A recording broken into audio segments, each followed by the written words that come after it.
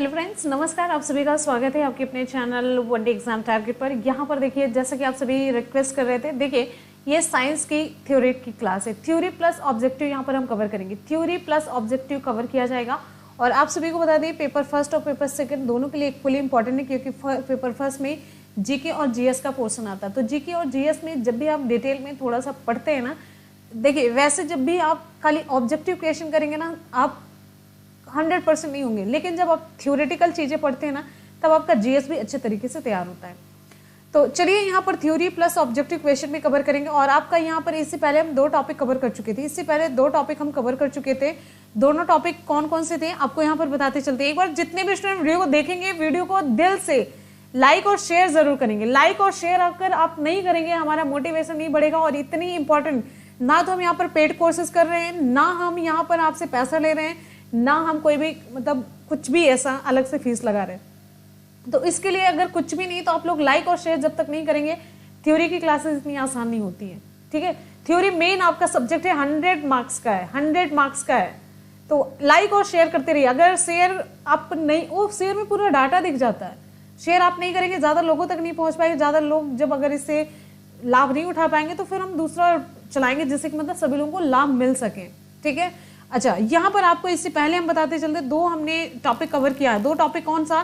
पहला आपको हम बताते चलते, दैनिक जीवन में विज्ञान हमने कवर किया। दैनिक जीवन विज्ञान, महत्वपूर्ण खोज, महत्व, मानव विज्ञान और प्रौद्योगिकी, ये हमने पहला चैप्टर कंप्लीट कर लिया। दूसरा इसमें था रेशे और वस्त्र, रेशों से वस्त्र तक पूरी प्रक्रिया, ये 2 चैप्टर हमने कंप्लीट कर लिया। आज का तीसरा हमारा टॉपिक है सजीव निर्जीव पदार्थ, जीव जगत, सजीवों का वर्गीकरण, जंतु और वनस्पति का वर्गीकरण। और यहाँ पर और भी ये बड़ा सा टॉपिक है, ये आप देखेंगे अपना सिलेबस उठा करके तो पूरा मिलेगा। और एक एक टॉपिक, एक एक पॉइंट हम यहाँ पर क्लियर करेंगे। तो चलिए बिना किसी देरी की क्लास को स्टार्ट करते हैं। और सभी लोग एक बार जल्दी से लाइक और शेयर कर देंगे फटाफट से। तो यहाँ पर आ जाते हैं।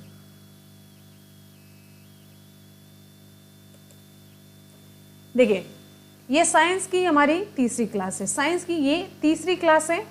और यहाँ पर हम देखेंगे सजीव निर्जीव पदार्थ, जीव जगत, सजीवों का वर्गीकरण, जंतुओं और पौधों का वर्गीकरण, ये पूरा हम लोग यहाँ पर कवर करने वाले हैं। ठीक है, अब इसमें हम एक एक चीज देखते चलेंगे।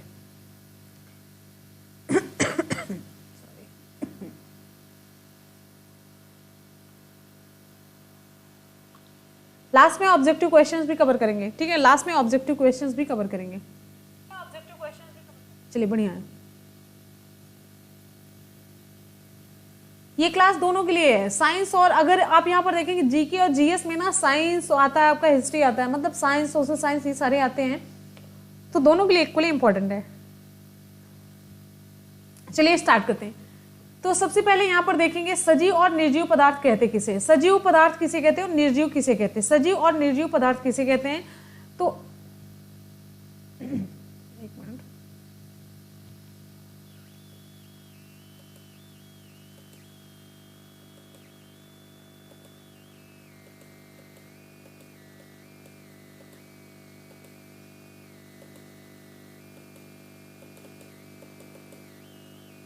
क्या हो रहा है?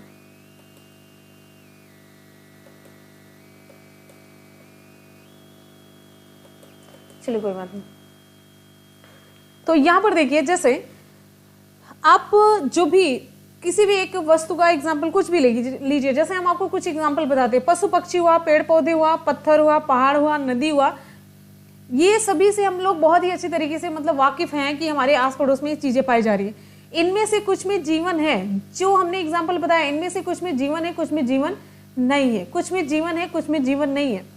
तो आप ये बताते चलिए कि जिसमें जीवन है वो सजीव की कैटेगरी में आते हैं, जिसमें जीवन नहीं है वो निर्जीव की कैटेगरी में आते हैं। सिंपल सी डेफिनेशन है। ठीक है, तो इसमें पत्थर हुआ, चट्टान हुआ, ये जल हुआ, ये सभी निर्जीव हैं। और सजीव, जिसमें जीवन पाया जाता है। सजीवों के कुछ लक्षण होते हैं। तो सजीवों में लक्षण कौन कौन से होते हैं, अब ये हम देखते चलेंगे। सजीवों में जो लक्षण होते हैं, ये पढ़ने के बाद हम लास्ट में ये कहेंगे कि निर्जीवों में ये लक्षण नहीं होते हैं। तो सजीवों में वो वाले लक्षण होते हैं, और जिसमें ये लक्षण नहीं होते हम उसे निर्जीव कहेंगे। तो इसके लिए सबसे इंपॉर्टेंट है, पहले हम जान लेते हैं सजीव किसे कहते हैं। सभी जानते हैं सजीव किसे कहते हैं। सजीव में जीवन होता है, ये कंफर्म बात है। लेकिन सजीव के जो लक्षण होते हैं, अब हमें ये पढ़ना, डिटेल में पढ़ना। अब ये बता करके भाग नहीं जाना, निकल नहीं जाना कि सजीवों में जीवन होता है, निर्जीवों में जीवन नहीं होता। यहाँ से आपके एग्जाम में क्वेश्चन ऐसे नहीं पूछा जाएगा। अब यहाँ पर आगे बढ़ेंगे सजीवों के लक्षण की तरफ। सजीवों में कुछ लक्षण होता है, जैसे इसमें पोषण होता है, सजीवों में पोषण पाया जाता है, पोषण होता है, श्वसन होता है, उत्सर्जन होता है, संवेदनशीलता होती है, ये सारी क्रियाएं होती हैं और ये सारी क्रियाएं इनमें अनवरत चलती रहती हैं। इन्हें हम जैविक क्रियाएं भी कहते हैं। इन्हें हम क्या कहते हैं? जैविक क्रियाएं। जीवन जीने के लिए जो क्रियाएं होती हैं वो जैविक क्रियाएं कहलाती हैं। ठीक है, चलिए अब यहाँ पर हम आगे की तरफ बढ़ेंगे। सजीवों के जो लक्षण है वो एक एक करके हम देखते चलेंगे। ठीक है, सजीवों के जो लक्षण है वो हम एक एक करके देखते चलेंगे। साइंस में जितने भी साइंस के बच्चे हैं, मुझे पूरी उम्मीद है कि इतने बच्चे तो नहीं होंगे। ये आप लोगों के ऊपर डिपेंड करता है कि आप लोग कितना लाइक और शेयर करते रहते हैं। तो सबसे पहला इंपॉर्टेंट आ जाता है आपका सजीवों में जो लक्षण है। चलिए, सजीवों में पहला हमारा लक्षण आ जाता है पोषण। अब पोषण किसे कहते हैं, एक एक चीज यहाँ पर हम क्लियर करेंगे। पोषण किसे कहते हैं? तो शरीर को आराम से चलाने के लिए हमें किसकी जरूरत होती है? देखिए, जो हम बताते चले, आप लोग कॉपी पेन लेकर के नोट बनाते चलिए। जो हम बताते चले नोट बनाते चलिए, और लास्ट में अगर वीडियो सच में पसंद आ गया तब भी आप कुछ करिएगा, लाइक कीजिएगा, वरना डिसलाइक करके छोड़ के चले जाइएगा। तो कॉपी पेन उठा करके नोट्स यहाँ पर बनाते हुए चलिए। टॉपिक यहाँ पर एक एक हम कवर करते हुए चलेंगे। तो जो देखिए, शरीर को सुचारू रूप से चलाने के लिए हमें ऊर्जा की आवश्यकता होती है, और ये ऊर्जा हमें कहाँ से मिलती है? ये ऊर्जा हमें मिलती है भोजन से प्राप्त होती है। और ये भोजन कैसे मिलता है? और इसके लिए हम जानते हैं भोजन, अगर हरे पौधे की हम बात करते हैं तो हरे पौधे अपना भोजन कैसे बनाते हैं? हरे पौधे अपना भोजन वायुमंडल से कार्बन डाइऑक्साइड लेते हैं, वायुमंडल से कार्बन डाइऑक्साइड लेते हैं, फिर सूर्य के प्रकाश की उपस्थिति में, ये पेन का क्या हो गया कुछ, ठीक है, हरे पौधे कार्बन डाइऑक्साइड लेते हैं वातावरण से, और फिर उसके बाद मिट्टी से जल प्राप्त करते हैं। ठीक है, जल लेते हैं, फिर सूर्य का प्रकाश इनको चाहिए, क्लोरोफिल चाहिए, इसकी उपस्थिति में क्या करते हैं? भोजन का निर्माण करते हैं। भोजन इनका बनता है कार्बोहाइड्रेट। ठीक है, तो ये अपना भोजन स्वयं बना लेते हैं, इस वजह से इन्हें कहा जाता है स्वपोषी। अब यहीं पर दूसरी बात आ जाती है, स्वपोषी के बाद देखिए स्वपोषी हो जाते हैं, और यही भोजन ये स्वयं खाते हैं, और कहीं ना कहीं से हम इन पर आश्रित करते हैं। जो शाकाहारी लोग रहते हैं, कहीं ना कहीं से ये स्वपोषी जो अपने लिए भोजन बनाते हैं, खुद खाते हैं, संचित करके रखते हैं, तो हम इन पर भी डिपेंडेंट होते हैं। जो केवल पौधों पर डिपेंडेंट होते हैं उन्हें हम कहते हैं शाकाहारी। ठीक है, और जो पौधे अपना भोजन बनाते हैं, तो भोजन को पौधे फूल, फल, बीज, जड़, तना, इन सभी, पत्ती, इन सभी में संग्रहित करते हैं। तो ये इंपॉर्टेंट क्वेश्चन यहाँ पर बनता है कि कहाँ कहाँ पर संग्रहित करते हैं। तो मैंने आपको बताया कहाँ कहाँ पर ये संग्रहित करते हैं। और कुछ जंतु अपना भोजन पेड़ पौधों से प्राप्त करते हैं, वो शाकाहारी कहलाते हैं। इसमें एग्जाम्पल हो जाता है बकरी हुआ, हिरन हुआ, चूहा हुआ, मानव भी आता है, लेकिन जो केवल यही खाता है वो उसकी कैटेगरी में आएगा। वैसे तो मानव सर्वाहारी है। और कुछ जंतु शाकाहारी जंतुओं को अपना भोजन बनाते हैं। जो शाकाहारी मतलब जैसे बकरी हुआ, हिरन हुआ, चूहा हुआ, जो घास फूस खाते हैं, कुछ लोग उनको ही खा डालते हैं, तो उनको हम कहते हैं मांसाहारी। शेर हुआ, चीता हुआ, बिल्ली हुआ। ठीक है, और ऐसे जीव जो अपना भोजन पेड़ पौधे और अन्य जंतुओं से प्राप्त करते हैं, मतलब पेड़ पौधे भी चाहिए और जंतु भी चाहिए, तो ऐसे क्या कहलाते हैं? ये सर्वाहारी कहलाते हैं। सर्वाहारी कहलाते हैं। यहाँ तक कॉन्सेप्ट आपका क्लियर हो गया। तो मनुष्य किस में आता है? मनुष्य हुआ सर्वाहारी। अच्छा ठीक है, आप लोग जल्दी से एक कमेंट सेक्शन में एक क्वेश्चन बताइए, रिप्लाई करिए। कॉकरोच, कॉकरोच क्या है? कॉकरोच क्या है? शाकाहारी है या सर्वाहारी है, मांसाहारी है? विकल्प कौन सा सही होगा? आप लोग जल्दी से बताएंगे कॉकरोच क्या है। चलिए अगले हम दूसरे, हमारा जो दूसरा मतलब सजीवों का लक्षण है यह है श्वसन। दूसरा लक्षण क्या है? श्वसन है। देखिए आप सभी जानते हैं, सभी जितने भी जीव हैं, चाहे वो जीव हो, चाहे वो जंतु हो या फिर पौधे, जीव में दोनों आ जाते हैं। जीव में दोनों आ जाते हैं, जंतु और पौधे। ठीक है,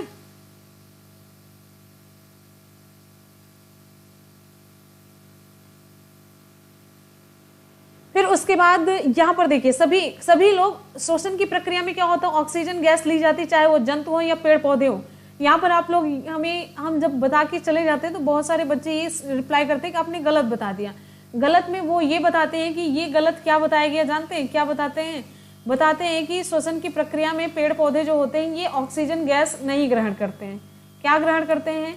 ये कार्बन डाइऑक्साइड ग्रहण करते हैं और ऑक्सीजन मतलब जस्ट अपोजिट उसका बताते हैं। जैसे श्वसन की प्रक्रिया में जीव जंतु क्या करते हैं, ऑक्सीजन ग्रहण करते हैं, कार्बन डाइऑक्साइड निकालते हैं, तो वो उसका जस्ट अपोजिट हमको बताते हैं।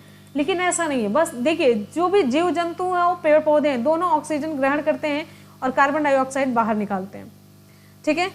और यही क्या होता है, ऑक्सीजन, अब यहाँ पर ये पूरा श्वसन की प्रक्रिया नहीं होती, ऑक्सीजन ग्रहण करना, कार्बन डाइऑक्साइड निकाल देना, ठीक है।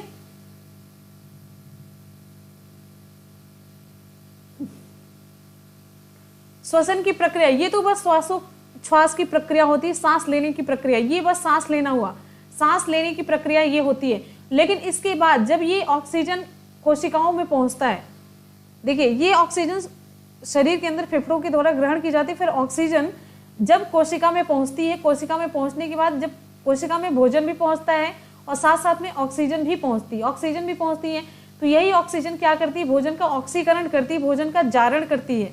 जारण मतलब भोजन का ऑक्सीकरण होता है। भोजन का जब ऑक्सीकरण होता है तो यहाँ पर भोजन से ही ऊर्जा प्राप्त होती है, यहाँ पे ऊर्जा प्राप्त होती है और कार्बन डाइऑक्साइड मुक्त होता है। ऊर्जा संचित कर ली जाती है किसके रूप में, एटीपी के रूप में, एडिनोसिन ट्राइफॉस्फेट के रूप में, जिसे हम ऊर्जा के सिक्के कहते हैं। सारे क्वेश्चन एग्जाम में पूछे गए हैं, ठीक है। और फिर उसके बाद कार्बन डाइऑक्साइड गैस रिलीज होती है और ये उत्सर्जी पदार्थ के रूप में शरीर से बाहर निकाल दी जाती है। यहाँ तक बात एकदम से क्लियर हुई। अब यहाँ पर ये जो भोजन का जारण हो जाता है, ऑक्सीडेशन हो जाता है, भोजन का ऑक्सीकरण हो जाता है, ऊर्जा मुक्त हो जाती है और एटीपी के रूप में संचित हो जाती है, तब यहाँ पर होती है श्वसन की प्रक्रिया पूरी। क्लियर है, ठीक है। फिर उसके बाद ये यहाँ पर श्वसन की प्रक्रिया पूरी हो जाती है और ये श्वसन की प्रक्रिया पेड़ पौधे और जीव जंतु दोनों करते हैं। और जो पौधे श्वसन की प्रक्रिया में गैसीय आदान प्रदान करते हैं, पत्तियों की निचली सतह पर जो उपस्थित सूक्ष्म छिद्र होते हैं, जिसे हम कहते हैं स्टोमेटा या पर्णरंध्र कहते हैं। क्या कहते हैं, स्टोमेटा कहते हैं, स्टोमेटा या पर्णरंध्र कहते हैं, उससे ये करते हैं।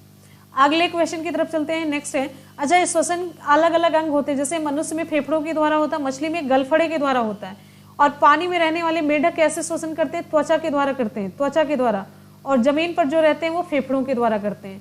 तो ये जो मेढक होता है उभयचर होता है, जल और स्थल पर दोनों पे रहता है, लेकिन जब जल में रहता है त्वचा के द्वारा श्वसन करता है, जब स्थल पर रहता है फेफड़ों के द्वारा करता है, ठीक है। मछली गलफड़ों से करती है और आदमी जो होते हैं वो फेफड़ों के द्वारा करते हैं। अब बात करते हैं उत्सर्जन की, ठीक है। अगला हमारा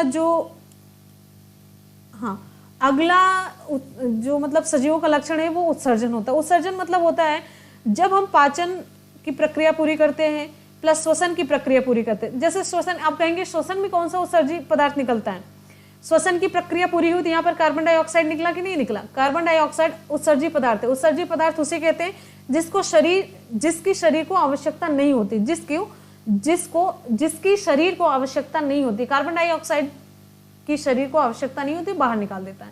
तो वही चीज श्वसन में भी उत्सर्जी पदार्थ निकला कि नहीं, कार्बन डाइऑक्साइड। पाचन की प्रक्रिया में उत्सर्जी पदार्थ बहुत सारे निकलते हैं तो वो बाहर निकाल दिया जाता है, ठीक है। ये होता है मतलब शरीर में जो अपशिष्ट बनता है अनावश्यक और हानिकारक होता है तो उसे बाहर निकाल दिया जाता है। एग्जाम्पल के तौर पर शरीर से मतलब जो पसीना होता है बाहर निकाल दिया जाता है। मलमूत्र हुआ, पसीना हुआ, कार्बन डाइऑक्साइड, श्वसन की प्रक्रिया में कार्बन डाइऑक्साइड ही निकलती है।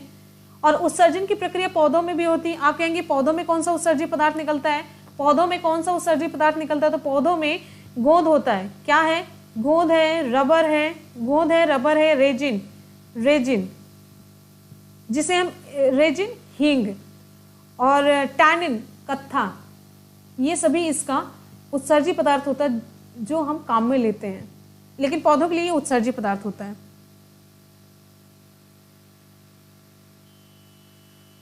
अगला है संवेदनशीलता।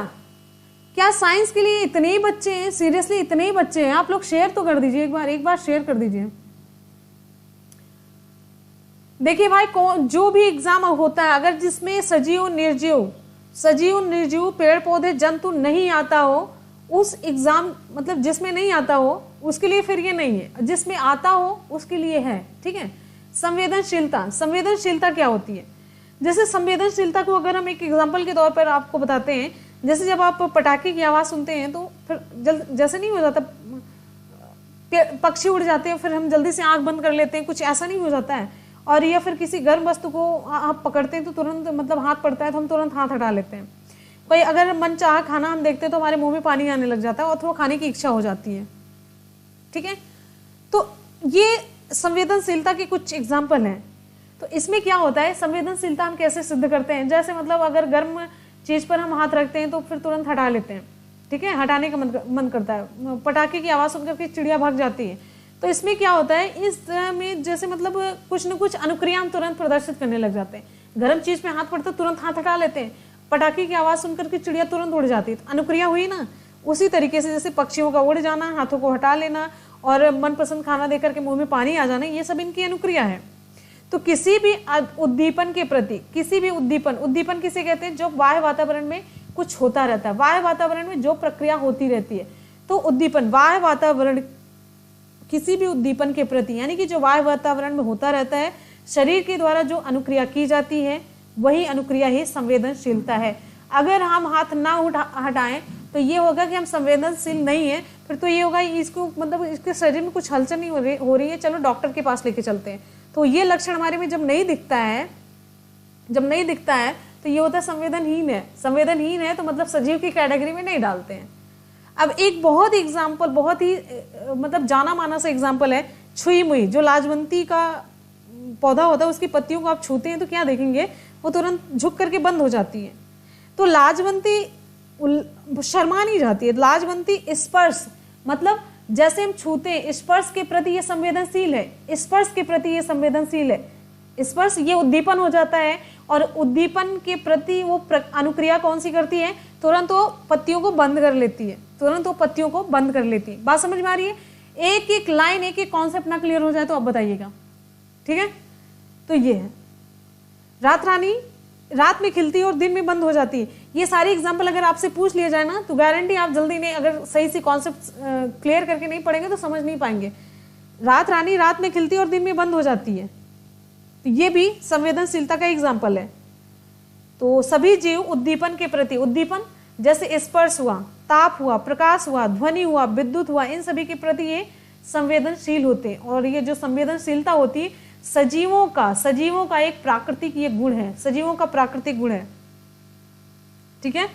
चलिए आगे हम चलते हैं, वृद्धि की तरफ बढ़ते हैं। सभी जीवों में, सभी सजीव जितने होते हैं उनमें वृद्धि होती है, ठीक है।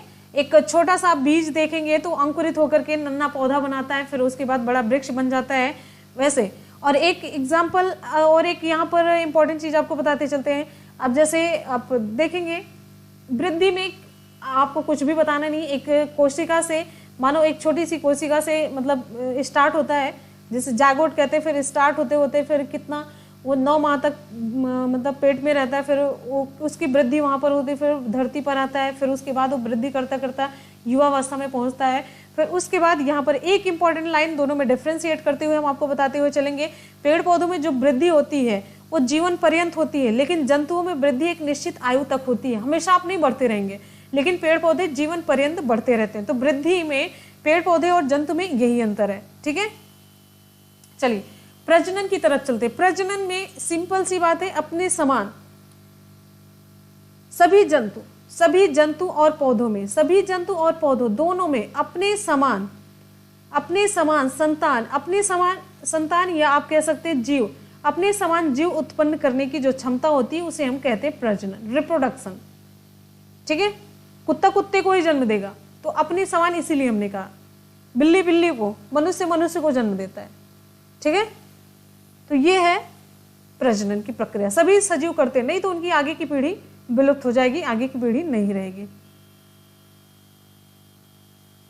चलिए अब आगे चलते हैं, आगे हम देखेंगे आगे क्या है। अब आगे यहाँ पर ये देख लेते हैं दोनों में डिफरेंस क्या क्या था। तो सिंपल सा डिफरेंस, इसमें पोषण की क्रिया होती है, सजीवों में पोषण की क्रिया होती है और इनमें पोषण नहीं होता, निर्जीवों में पोषण नहीं होता है,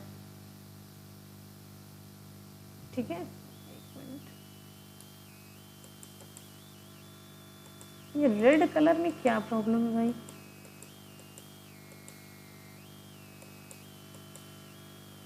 चलिए,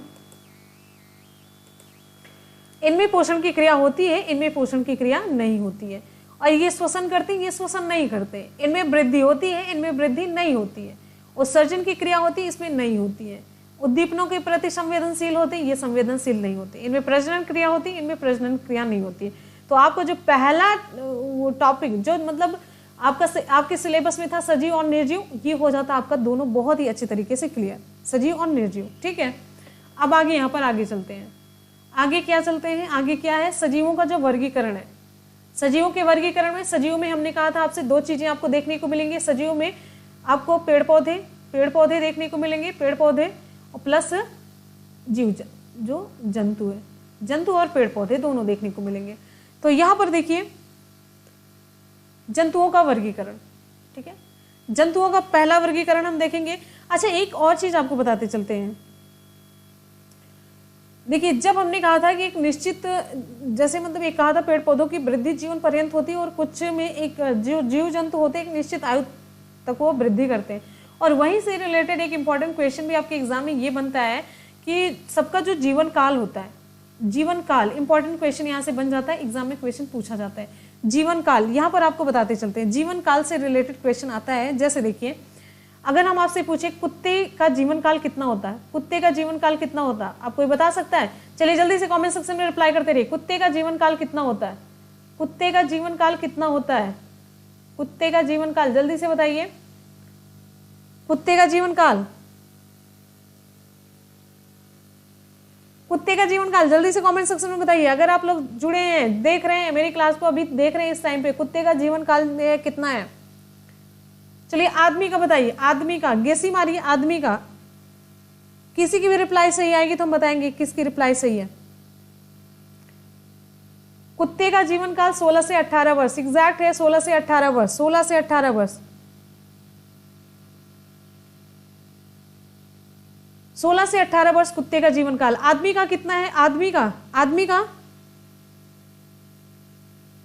आदमी का, आदमी का 60 से 70 वर्ष है। ठीक है, 60 से 70 वर्ष है।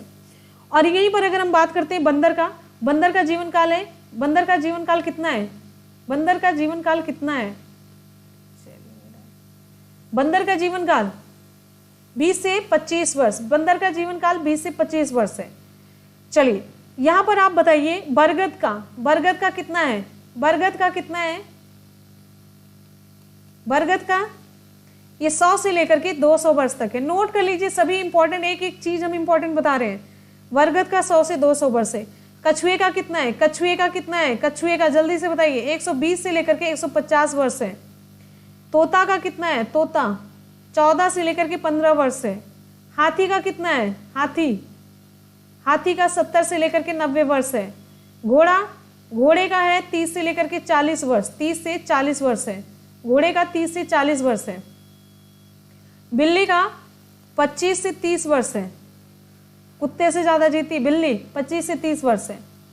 और यहाँ पर सबसे इंपॉर्टेंट है सिकोया, सिकोया का कितना है, सिकोया 3000 से लेकर के 4000 वर्ष तक सिकोया रहता है, 3000 से लेकर के 4000 वर्ष तक सिकोया जीवित रहता है, सिकोया डेंड्रॉन।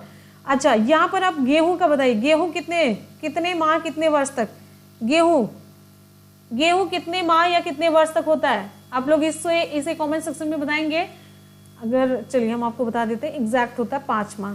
चलिए अब आगे चलते हैं सजीवों का वर्गीकरण। अब यहाँ पर पहले हम जंतुओं का वर्गीकरण देखते हैं। सबसे पहले हम संरचना के आधार पर वर्गीकरण देखते हैं। उससे पहले आपको एक कॉन्सेप्ट हम यहाँ पर बताते चलते हैं। कॉन्सेप्ट ये है कि जो शरीर होता है पूरा मानव शरीर, चाहे जीव जंतु हो चाहे पौधे हो, जंतु हो या पौधे हो, सभी का जो शरीर होता है कोशिकाओं से मिलकर के बना होता है। ठीक है, जो शरीर बना होता है, मान लेते हैं ये शरीर है तो ये शरीर पूरा छोटी छोटी कोशिकाओं से मिलकर के बना होता है। ठीक है, और इसी आधार पर आप ये कहते हैं, और इसी कोशिका में ही, इसी कोशिका में जीवन की सारी प्रक्रियाएं चलती रहती है। अगर इस कोशिका को आप बड़ा करेंगे, यहाँ पर केंद्रक होता है और बहुत सारे यहाँ पर कोशिकांग होते हैं। केंद्रक हो जाता है माइटोकॉन्ड्रिया है, राइबोसोम है, गोल्जिकाएं होती है, और ठीक है यहाँ पर केंद्रक में बहुत सारे मतलब डीएनए आरएनए होता है, फिर न्यूक्लियोलस होता है, ये सारी चीजें होती है। तो कहने का मतलब ये केंद्रक को अगर हम बड़ा करेंगे तो पिद्दी वर्षा नहीं होता, बहुत बड़ा सा होता है, इसमें सारी जीवन की प्रक्रियाएं चलती रहती है। और फिर उसके बाद यहाँ पर एक चीज आपको ये बताते चलते हैं, कुछ जीवों का जो शरीर होता है केवल एक ही कोशिका का बना होता है, केवल एक ही कोशिका का बना होता है, जिसे हम नंगी आंखों से नहीं देख सकते हैं।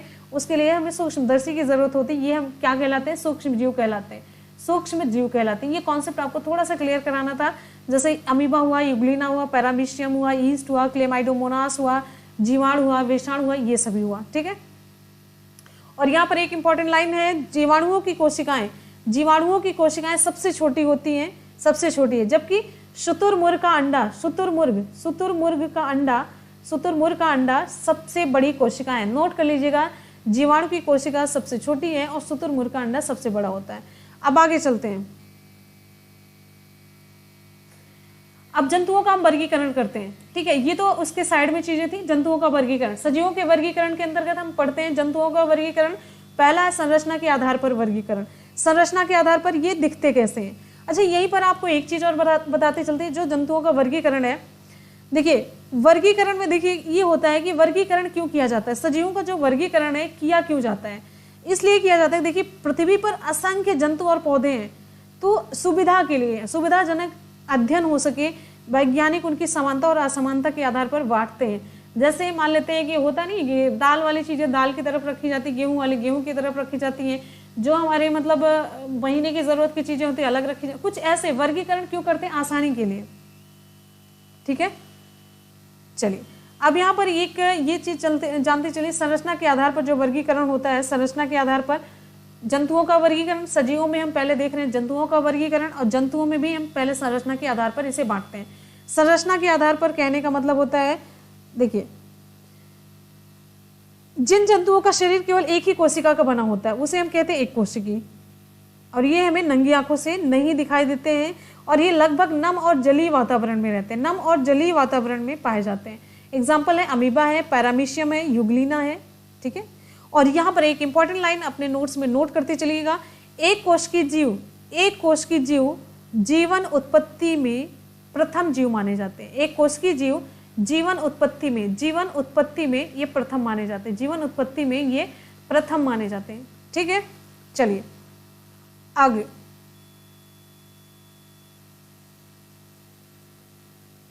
अगला बहुकोशिकी है। अब जिन जंतुओं का शरीर एक से अधिक कोशिकाओं से बना होता है बहुकोशिकी कहलाते हैं। ये सामान्यतः नंगी आंखों से आप इन्हें देख सकते हैं, जैसे हाइड्रा हुआ, घोंघा हुआ, मछली हुआ, मनुष्य हुआ, इनको छोड़ करके जितने भी हैं सब इसी कैटेगरी में आते हैं। फिर अगला हम वर्गीकरण देखेंगे किस आधार पर, ये एकदम से पूरा आपको समझ में आ रहा है ना, एकदम से आपको समझ में आ रहा है, संरचना के आधार पर हो गया। पहले हम जीवों का वर्गीकरण कर रहे हैं, मतलब यहाँ पर सजीवों का वर्गीकरण, उसके अंतर्गत जंतुओं का वर्गीकरण। जंतुओं के वर्गीकरण में पहला हमारा आ जाता है संरचना के आधार पर, जिसमें एक कोश की बहुकोश की हो गया। फिर आगे हम देखेंगे किसके आधार पर है, मेरुदंड की उपस्थिति के आधार पर, वर्टिब्रिक कॉलम के उपस्थिति के आधार पर, ठीक है, रीढ़ की हड्डी के आधार पर, उपस्थिति के आधार पर। देखिए एक रीढ़ की हड्डी की उपस्थिति के आधार पर दो तरीके से बांटेंगे। आकशेरुकी, ऐसे जंतु जिनमें मेरुदंड नहीं पाया जाता, यानी कि रीढ़ की हड्डी नहीं पाई जाती, उन्हें हम आकशेरुकी कहते हैं। जैसे कीड़े मकोड़े हो जाते हैं, केचुआ है, तिलचट्टा है, घोंघा है, ये सारे हो गए आकशेरुकी में, ये हो गए। अब कशेरुकी जिनमें रीढ़ की हड्डी पाई जाती है। एग्जाम्पल के तौर पर मछली हुआ, मेंढक हुआ, गाय हुआ, पक्षी हुआ, पक्षी भी इसमें आएगा, ध्यान दीजिएगा पक्षी भी इसमें आता है, मनुष्य भी आएगा, ठीक है। अब आगे प्रजनन के आधार पर, प्रजनन के आधार पर बांटेंगे। देखिए पहला हो जाता है अंडेयुज, दूसरा जरायुज। अंडेयुज किसे कहते हैं, अंडे देने वाले जंतुओं को हम कहते हैं, जो अंडे देते हैं, अंडे देने वाले जंतुओं को हम कहते हैं अंडेयुज। जैसे मछली हुआ, मेंढक हुआ, छिपकली हुआ, छिपकली इसी में डालिए, छिपकली के अंडे आप देखिए घर में मिल जाते हैं। पक्षी हुआ, लेकिन ये अंडे खाए नहीं जाते, पक्षी है। कीड़े मकोड़े भी इसमें आएंगे, कीड़े मकोड़े भी अंडे ही देते हैं, कीड़े मकोड़े भी इसी में आते हैं। जरायुज जो बच्चे पैदा करते हैं, खरगोश हुआ, बकरी हुआ, मनुष्य भी इसी में आएगा, मनुष्य भी आएगा, मनुष्य, ठीक है, गाय, बकरी, ये सभी। आगे चलते हैं। अब यहाँ पर अगला है वास स्थान के आधार पर, कहाँ वो रहते हैं उसके आधार पर वर्गीकरण। जलीय जंतु हो गए, जल में रहने वाले जंतु को हम जलीय जंतु कहते हैं। एग्जाम्पल के तौर पर आप मछली देखिए। वायवीय जंतु, अधिकांश समय तक वायु में उड़ने वाले जंतुओं को वायवीय जंतु कहते हैं। अब वायवीय आप कहेंगे वो तो जमीन पर भी रहते हैं, हमने यहाँ पर एक वर्ड जोड़ दिया, अधिकांश समय तक, अधिकांश समय तक ये कहाँ पर रहते हैं, वायु में ही उड़ते रहते हैं। फिर आगे है स्थलीय जंतु, स्थल पर रहने वाले जंतुओं को हम स्थलीय जंतु कहते हैं। वायवीय जंतु में पक्षी हो गया, स्थलीय जंतु में कुत्ता, बिल्ली, बकरी, मनुष्य, ये सभी हो गया। लेकिन वहीं पर एक लाइन और आपको जोड़ना है, ऐसे जंतु उभयचर, उभयचर जंतु जो जल और स्थल दोनों पर रहते हैं, जल और स्थल दोनों पर रहते हैं, ये कहे जाते हैं उभयचर। एग्जाम्पल है कछुआ है, मेंढक है, ठीक। अब आगे चलते हैं, फास्ट तो नहीं हो रहा ना, बहुत आसान सा है, आपको कॉन्सेप्ट समझाते हुए चल रहे हैं, ठीक है। चलिए अब यहाँ पर हम देखेंगे पौधों का वर्गीकरण। जंतु, हाँ, सजीवों के वर्गीकरण में जंतु हो गया, अब पौधों का वर्गीकरण देखेंगे। जंतु का वर्गीकरण खत्म, जंतु का वर्गीकरण ये खत्म हो जाता है। फिर उसके बाद आ जाता है पौधों का वर्गीकरण। पौधों का वर्गीकरण यहाँ पर देख लेते हैं, पौधों का वर्गीकरण किस आधार पर हम यहाँ पर किया गया। देखिए पौधों का वर्गीकरण पढ़ने से पहले देखिए पौधों का वर्गीकरण कई आधार पर किया गया। इसमें पहले तो पुष्प के आधार पर किया गया, आगे हम देखेंगे एक एक, यहाँ पर नहीं डायरेक्ट आगे देखते चलेंगे। यहाँ पर कुछ इंपॉर्टेंट पॉइंट है। वनस्पति विज्ञान का जनक किसे कहते हैं? थियोफ्रेस्टस को कहते हैं। वर्गीकरण का जनक कैरोलस लीनियस को कहा जाता है, और जंतु विज्ञान का जनक कहा जाता है एरिस्टोटल या अरस्तु को कहा जाता है। ठीक है, आगे चलते हैं। आगे में जो पौधों का वर्गीकरण किया गया, देखिए पुष्प के आधार पर किया गया। पुष्प के आधार पर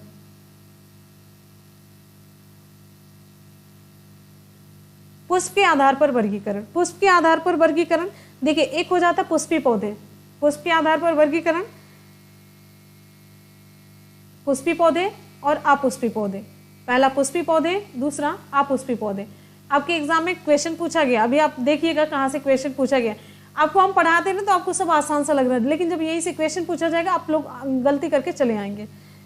पुष्पी पौधे, इन पर पुष्प और फल लगता है। पुष्प लगेगा तो फल भी लगेगा, पुष्प और फल लगता है। ये पूर्ण विकसित पौधे होते, पूर्ण विकसित पौधे होते, पूरी तरीके से ये विकसित पौधे होते। कैसे विकसित पौधे?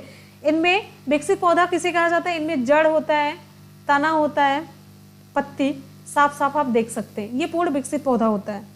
एग्जाम्पल के तौर पर कोई भी पौधा, गुलाब ले लीजिए, इसमें आपको सब दिखेगा। आम ले लीजिए, सब दिखेगा। ये सभी पुष्पी पौधे हैं। पुष्पी पौधा जो भी आपकी नज़र में सामने आ रहा है इस समय ना, वो सभी पुष्पी पौधे हैं। आप पुष्पी पौधा आपको कम देखने को मिलेगा, देखने को ही जल्दी नहीं मिलेगा। आप पुष्पी पौधों पर पुष्प कभी नहीं लगते, पुष्प कभी नहीं लगते हैं, पुष्प कभी भी नहीं लगते हैं। और अधिकतर इनमें जड़ तना और पत्ती का अभाव होता है। जड़ तना और पत्ती नहीं पाए जाते हैं, अभाव होता है। ठीक है, देखिए इनमें जब पुष्प कभी नहीं लगेंगे तो आपको क्या लगता है? फल लगेगा तो फल भी नहीं बनता है। जब पुष्प नहीं बनेगा तो फल भी नहीं बनेगा। अच्छा, आपके दिमाग में एक क्वेश्चन उठ जाना चाहिए था अभी तक, अगर आप लोग सच में कॉन्सेंट्रेट होकर पढ़ाई कर रहे हैं तो आपको यहाँ पर आपको ये पूछ लेना चाहिए था कि फिर इनकी जो वंश वृद्धि है, इनका जनरेशन कैसे आगे बढ़ता है। इनमें जो वंश वृद्धि होती है, पुष्पीय स्थान पर बीजाणुधानियां होती है। बीजाणुधानियों से उत्पन्न होने वाले जो बीजाणु होते हैं उनसे होती है। अब इसके एग्जाम्पल में आप चलिए, एग्जाम्पल में आपको बताते चलते हैं। एग्जाम्पल में आपके मॉस है, कवक आएगा, ठीक है, कवक है, शैवाल है, मॉस है, ठीक है, फर्न है। फर्न आप देखते होंगे कहीं कहीं दीवार पे इस तरीके से पत्ती जैसी संरचना होती है, थोड़ी सी हरी हरी सी, वो होता है शैवाल। आपको क्लेमाइडोमोनास ये सारे दिख जाते हैं, ठीक है। स्पाइरोगायरा होता है, यूलोथ्रिक्स होता है, ये शैवाल का एग्जाम्पल है। और कवक आपको तो सबसे सिंपल सा कवक आपको दिख जाता है, कुकुरमुत्ता का। और मॉस ब्रायोफाइट्स रहते हैं, बैक्टीरिया भी होते हैं, तो ये सभी हैं अपुष्पी पौधे। अगले प्रश्न की तरफ बढ़ेंगे। नेक्स्ट है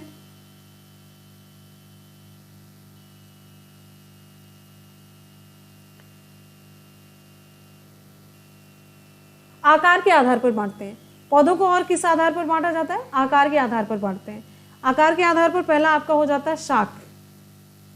देखिए जो पुष्पी पौधे होते हैं आकार में बड़े या छोटे होते हैं, तो आकार के आधार पर इन्हें 3 भागों में बांटा गया। मेनली देखिए पहला शाख के आधार पर बांटा गया। शाख ये देखिए 1 मीटर से कम। हाँ, ये जो आपका अपुष्पी पौधा था, आपके एग्जाम में क्वेश्चन पूछा गया है, ध्यान से देखेंगे। अपुष्पी पौधे का एग्जाम्पल निम्नलिखित में से पूछा गया था, अपुष्पी पौधा कौन सा है। अब यहाँ पर देखिए शाख, अगर आपसे शाख के डेफिनेशन के आधार पर क्वेश्चन पूछ लिया जाएगा, आप फंस जाएंगे। तो शाख जो होते हैं 1 मीटर से कम, 1 मीटर से कम नाप के ये पौधे होते हैं। 1 मीटर से कम नाप के ये पौधे होते हैं। और इनका जो तना होता है कोमल होता है, पतला होता है और कमजोर होता है। इसका एग्जाम्पल आप बता सकते हैं? शाख का एग्जाम्पल कुछ बता सकते हैं? मक्का है, मटर है, पालक है। झाड़ी की तरफ आते हैं तो झाड़ी 1 से लेकर के 3 मीटर तक इनकी औसत ऊंचाई होती है और अपेक्षाकृत शाख से थोड़े से कठोर और मजबूत होते हैं।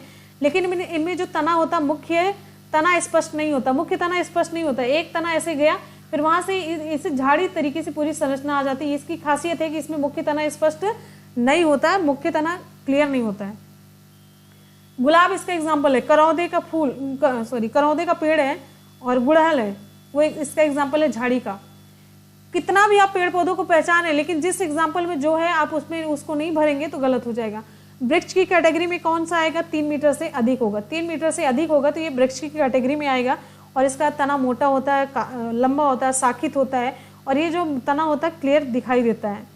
जैसे नीम हुआ, आम हुआ, चीड़ हुआ, नारियल हुआ, जितने भी आप पेड़ देख रहे हैं बड़े वाले, ठीक है। अब आगे देखेंगे आयु के आधार पर।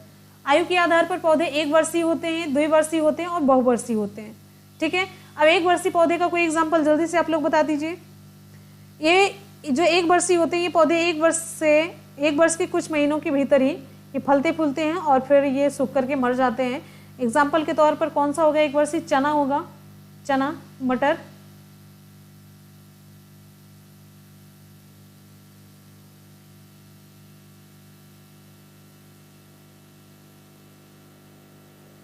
ठीक है, चना, मटर, ये सब है। धान हुआ, मक्का हुआ, ज्वार हुआ।